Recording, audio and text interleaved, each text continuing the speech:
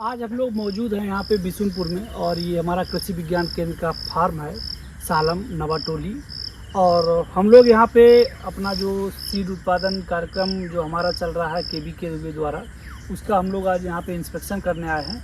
और इसी जो हम लोग इंस्पेक्शन टीम में हमारे साथ में जो हमारे प्रोग्रेसिव किसान हैं अजय जी हैं, और हमारे साथ में जो वैज्ञानिक नीरज सर और हमारे रमेश उरांव जी, जिनके ये देख रेख में हमारा जो फार्म है इसका सीड प्रोडक्शन किया जा रहा है।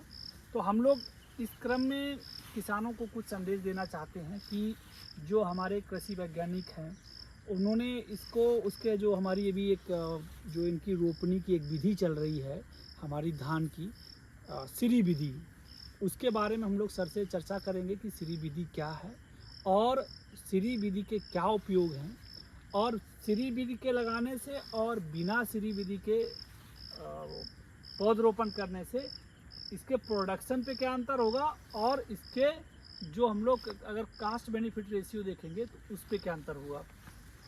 तो इसी के लिए हम लोग सर आपसे रिक्वेस्ट करना चाहेंगे कि आप थोड़ा सा श्री विधि के बारे में बताएं।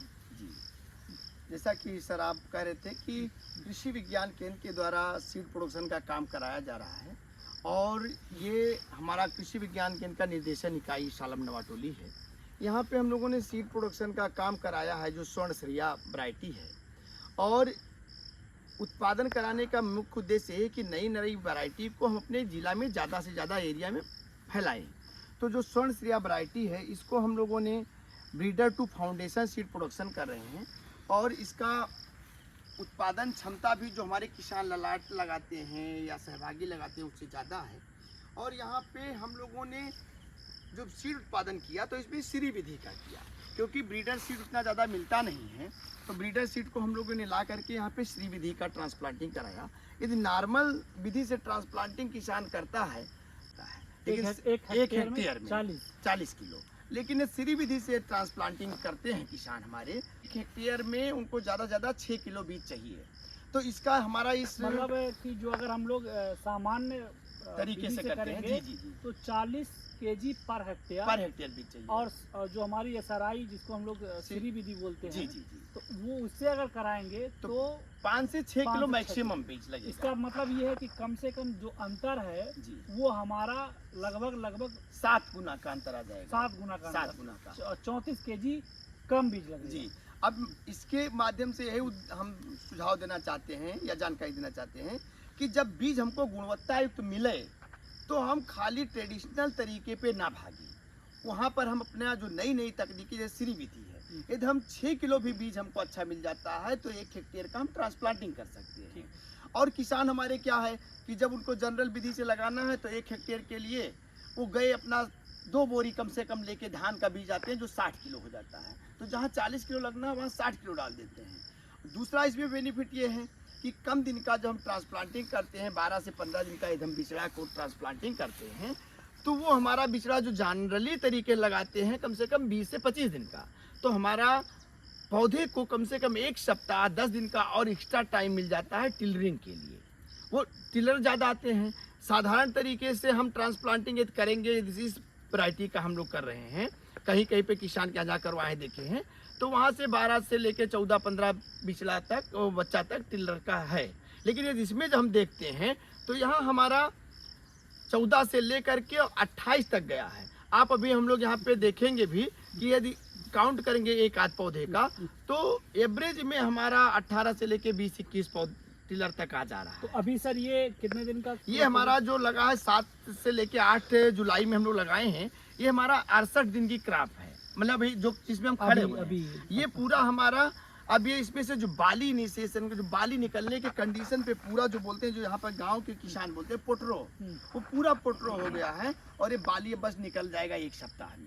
तो यहाँ पे सर हम लोग थोड़ा सा रुकना चाह रहे हैं। हम लोग ये जानना चाह रहे हैं जैसे कि ये जो हमारा स्वर्णश्रेया पूरा क्रॉप है उसका तो लगभग पूरा कंप्लीट होने में कम से कम 4 महीना लगेगा। हाँ 120-125 दिन तक, 125 दिन में पूरा फुल मैच्योर होकर के जो सीड प्रोडक्शन के हिसाब से हार्वेस्टिंग करने के लायक हो जाएगा। ठीक है। दूसरा चीज़ सर हम लोग और पूछना चाह रहे हैं जैसे कि जो इसमें हम लोग जैसे जानते हैं कि सामान्यतः लगभग 25 से लेके 30 दिन में हम लोग नर्सरी से बिचड़ा को यहाँ पे लगा रोपाई करते हैं तो जी। क्या श्री विधि में कितना अंतर है, क्या इसमें भी कुछ अंतर है? श्री विधि में बस वही हम बताए सर कि 12 से लेके 15 दिन तक का बिचड़ा को लगाएंगे। और श्री विधि में खास करके किसान को ये ध्यान देना होगा कि जो कादो करके बिचड़ा करते हैं वो नहीं करना है, क्योंकि कादो करके बिचड़ा करेंगे तो वहाँ से वो छोटे बिचड़े रहेंगे, उसको उखाड़ नहीं पाएंगे। जब इसको करेंगे तो जैसे सब्जी की नर्सरी करते हैं उस टाइप से हम बिचड़ा को यदि करें तो ज़्यादा अच्छा है। ना ही एक डैपोक विधि से बिचड़ा करें। डैपोक विधि में क्या होता है कि हम नीचे प्लास्टिक डालते हैं, ऊपर अपना हम 1-2 सेंटीमीटर का मिट्टी डालते हैं, मिट्टी डाल के उस पर बिचड़ा को डालते हैं और ताकि उसको हम वहाँ से प्लास्टिक को छोटा छोटा कट करके और सीधे खेत में उसको लेके से आते हैं, क्योंकि बिचड़े को बांधना ना पड़े। जनरली क्या करते हैं, जो परंपरागत विधि में बिचड़ा उखाड़ते हैं, बिचड़े को बांधते हैं। इसमें बांधे ना बिचड़ा, सीधे खेत में ले जा करके ट्रांसप्लांटिंग करते हैं तो अच्छा होता है। SRI में भी इसी तरीके से करते हाँ, SRI में यही करना है कि दैपोक विधि से करते हैं बिचड़ा को। और जनरली जो हमारा ट्रेडिशनल विधि से करते हैं उसमें तो बिचड़ा किसान उखाड़ता है, फिर पूरा मुठिया को बनाता है, बांधता है, तो उसमें डैमेज होने का चांस रहता है। इसमें डैमेज और इसमें कम दिन का बिचड़ा लगाना है तो डैपोक विधि से लगाता है, या जो सब्जी की नर्सरी के टाइप करेगा ताकि आराम से बिचड़ा हमारा निकल जाए। इसको कादो करके बिचड़ा को इसमें नहीं लगाते हैं। ठीक है सर, हम लोग यहाँ पे 2 चीज़ समझ लिए हैं। जी एक तो इसमें थोड़ा सा हम लोगों को जैसे कि जो नर्सरी का जो टाइमिंग है, जी। समयावधि है, जी जी वो जिसे उसमें सामान्य विधि में हमारा 28 से 30 दिन होता है, इसमें हम लोग 14 से 15 दिन 14 से 15 दिन तक का हम कोशिश करें लगा ले। दूसरा ये है किसान को हमें देना चाहेंगे सर कि किसान सोचता है कि धान के खेत में कंटिन्यू पानी पानी रहेगा तभी होगा। इसमें आप देखेंगे तो किनारे में हमारा देखेंगे कि ये देखिए मिट्टी थोड़ा फट भी गई है। मिट्टी यहाँ पे दिखाइएगा यहाँ पर कि मिट्टी हमारा यहाँ पे जो फट भी गई है। लेकिन अब इसमें होता क्या है कि श्री विधि में यही करना रहता है कि ड्राई ऑफ बेड, कि जब हमारा खेत पौधे को पानी नहीं चाहिए, उसको एक वापसा बोलते हैं कि मिट्टी में नमी चाहिए, कि हमारा जो एयर के साथ पानी भी। तो ये श्री विधि में यही रहता है कि यदि हम कम पानी भी है तब भी उसको हम कर सकते हैं। बस इसमें क्या रहता है कि हम कम से कम 2 बार कोनो बीडर को करा दें ताकि मिट्टी को टर्निंग हो जाए, इरेशन बढ़ जाए। और उससे क्या होता है सर, उसमें जब हम कोनो बीडर चलाते हैं तो बीड भी कम आता है, बीड भी खुद सप्रेस हो जाता है और उसको अच्छा आता है। ये देखेंगे यहाँ पे अभी हम लोग की काफी अच्छा ये हमारा धान है। वही जो इसका आप टिलर बात कर रहे थे सर कि जो कल्ले में अंतर है इसमें और नॉन SRI से करने से, तो हम लोग अभी इसी में देख लेते हैं इस पौधा में। देखिए काउंट कीजिए कितना है, तो 1 2 3 4 5 6 7 8 9 10 11 12 13 14 15 16 17 18 19 20 21 22 23 24 और 25 26। तो यहाँ पे हम लोगों ने किसान भाइयों को बताना चाह रहे हैं कि अभी इसमें 26 जो हमारे हैं वो कल्ले हैं। और अब हम लोग जो हमारा जो एक सामान्य तरीके से पौधरोपण किया गया, इसका जो धान का खेती करा जा रहा है बीज उत्पादन के लिए, उसमें कितना है तो उसमें दिखाना चाह रहे हैं कि उसमें कितना है। तो थोड़ा सा अब चलते हैं उधर की तरफ। ये यहाँ पर अब ये दूसरा हमारा जो खेत है लेकिन बिल्कुल सटा हुआ है, एक ही प्लाट में है। यहाँ पे जो सर लोगों ने बताया अभी कि जो हमारा ये सामान्य विधि से जो है लगाया गया है पूरा धान का, तो इसमें और उसमें कल्लों की संख्या बहुत अंतर है। उसमें जहाँ पे एक तरफ 26 थे तो हम लोग यहीं पे एक पौधा देख रहे हैं और इसमें गिन रहे हैं कि कल्ले कितने हैं। 1 2 के बाद में 3 4 5 6 7 8 9। तो यहाँ पे किसान भाइयों को हम लोग बताना चाह रहे हैं कि दोनों सेम हमारी जो जलवायु है, सेम इनपुट कास्ट है, लेकिन तरीका अलग है जी। तो केवल तरीका बदलने से, केवल लगाने के तरीके बदलने से ही हमारा कम से कम एक में जहाँ 26 जा रहा है दूसरे में 8 जा रहा है, तो ये बहुत बड़ा डिफरेंस है। तो सर हम लोग अब 2-3 चीज़ें हो गई जी। एक तो हो गया हमारा सबसे पहले जो हम लोग बातचीत कर रहे थे कि समय का, इसमें कम समय लग रहा है जी। और इसमें जो है उसमें कल्ले ज़्यादा निकल रहे हैं और उसमें बीज भी कम से कम 7 गुना ज़्यादा बीज सबसे लग ज्यादा रहा था। जो सरकार का बहुत महत्वाकांक्षी योजना रहती है सर, कि जो सीड रिप्लेसमेंट रेशियो को बढ़ाना। यदि किसान नई तकनीकी को अपनाते हैं, जहां हम 40 किलो बीज लगाते हैं, वहां पर मात्र हम 5 से 6 किलो बीज लगा के, तो उतने ही बीज में सरकार आपूर्ति करती है बीज को, तो उतने ही बीज से हमारा 7 गुना ज्यादा आच्छादन डिस्ट्रिक्ट का हो सकता है। सर पूछना भी चाह रहे हैं कि क्या सर हमारा श्री विधि कुछ वैरायटी पे ही अप्लाई होता है, सब पे apply नहीं, होता ये तो है? धान लगाने का एक सिस्टम है, सिस्टम ऑफ राइस इंटेंसिफिकेशन बोलते हैं सर। ये तरीका है लगाने का। वो आप इवन ट्रेडिशनल वैरायटी से लेकर के हाइब्रिड वैरायटी तक को लगाने का तरीका है। उसमें किसी भी वैरायटी में धान की खेती में लगा सकते हो। यहाँ पे हम लोग देखिए बहुत अच्छा चीज़ सर से, जो इम्पोर्टेंट चीज़ सर के द्वारा बताया जा रहा है कि जो हमारा हाइब्रिड सीड्स होता है वो काफ़ी जो है महंगा होता है। कॉस्टली होता है, महंगा होता है। तो अब जब हम 7 गुना इन्वेस्टमेंट सीड पे ही कर रहे हैं, जी, जी। तो एक बड़ा इन्वेस्टमेंट हो सकता है। अगर किसान भाई लोग अगर एसआरआई विधि को अपनाएंगे तो उसका जो है प्रत्यक्ष तौर पे लाभ मिलेगा। और थोड़ा सा प्रोडक्शन के बारे में, जैसे अब इसमें जाहिर सी बात है कि अगर कल्ले बढ़ रहे हैं तो प्रोडक्शन भी बढ़ेगा। तो प्रोडक्शन इसमें क्या बढ़ेगा। अंतर होता तो होगा? इसमें जब श्री विधि को यदि अपनाता है किसान, तो ऑटोमेटिक देखे सर कि धान में टिलरिंग ज़्यादा होगी, तो ऑटोमेटिक है कि प्रोडक्शन अच्छा होगा।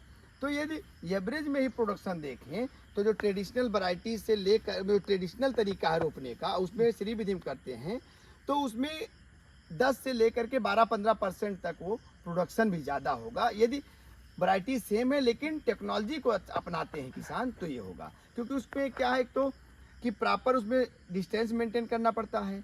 और जो किसान हमारे कंटिन्यू पानी भरे रहते हैं, तो श्री विधि में कोनो बीडर चलाते हैं, एरेशन अच्छा होता है।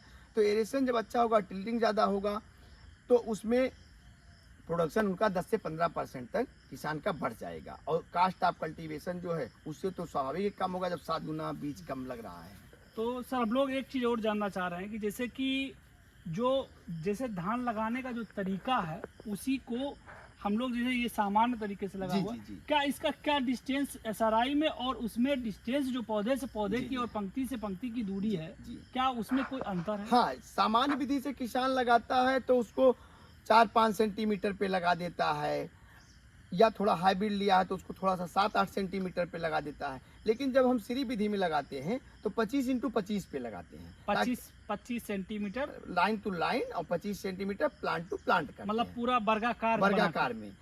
उसमें होता है सर कि उसमें जब प्रॉपर हम उसमें कोनो वीडर चलाते हैं, तो कोनो वीडर उसमें दोनों साइड से चला देते हैं, तो बीड सप्रेस होता है, साथ ही साथ पौधे का ग्रोथ अच्छा होता है और टिलर काफ़ी अच्छे आते हैं। तो यहाँ पे देखिए सर के द्वारा बहुत अच्छा चीज़ बताया गया है कि उसमें ये जो हमारा स्पेसिंग है प्लांट्स का, रो टू रो और प्लांट टू प्लांट्स, मतलब पंक्ति से पंक्ति का दूरी और पौधे से पौधे की दूरी 25x25 रखते हैं, ताकि उसमें कोनो बीडर जो हमारा खरपतवार के लिए एक छोटा सा कृषि यंत्र है उसको यूज करेंगे तो उस पर कोई मतलब जो है हमारे प्लांट हमारा पौधे डैमेज नहीं होगा। तो यहाँ पे जो सर के द्वारा बताया गया है, हम लोग कंक्लूजन पे जब अगर आएंगे तो एसआरआई के विधि जो हमारी श्री विधि है वो काफ़ी जो है अच्छी है। और उसके जो लाभ कितने देखिए, एक तो पानी बच रहा है, दूसरा समय कम लग रहा है, तीसरा जो है खरपतवार जो है कम हो रहा है। तो ये जो हमारे सीड तो मेन है हमारा, और उसके बाद में हमारा जो सीड का कास्ट है वो 7 गुना कम हो रहा है।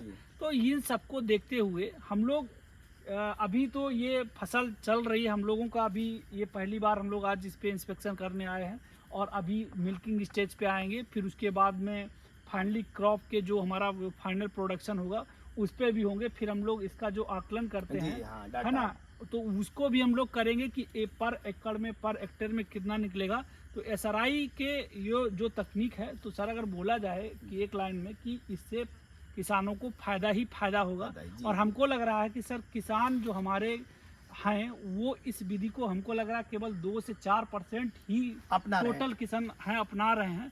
अगर हम लोगों को देश के लिए अपने कोई व्यक्ति जो है, कोई नागरिक भूखा ना सोए, तो हमारा केवल खेती बाड़ी का उद्देश्य ये नहीं है कि केवल अपना किसान को मजबूत करना है, किसान तो मजबूत होगा ही, उसका प्राथमिक का भी जो है होगा, और दूसरी तरफ हमारा खाद्य सुरक्षा बढ़ेगी और हम लोग जो है अपनी खाद्य सुरक्षा को मजबूत करेंगे। इसी के साथ में हम लोग सर आपका बहुत बहुत थैंक यू करते हैं।